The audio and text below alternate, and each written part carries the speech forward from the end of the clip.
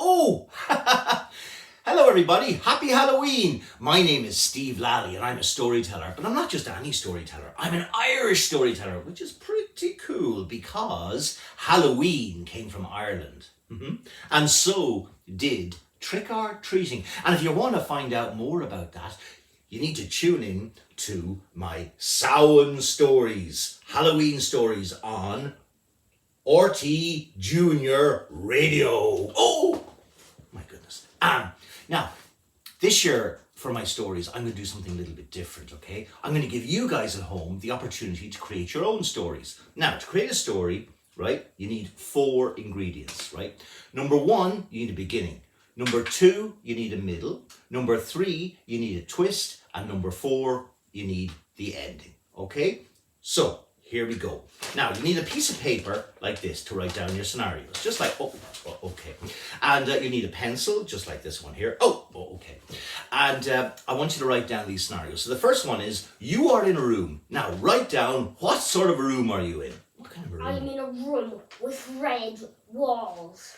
A room with red walls, cool. Now, there are 3 objects in the room. Write those objects down. What are the 3 objects? A top hat, a key, and a ball of string. Perfect. Top hat, key, ball of string. Now, here's the twist. The room is locked. You can't get out.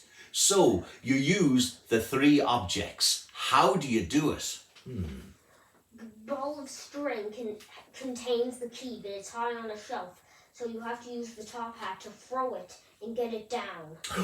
Okay, so keys in the string, string's up and high, you throw the top hat of the string, knock it down, unravel it, take out the key. Brilliant! And then you use the key to get outside of the room. Now, here is the ending.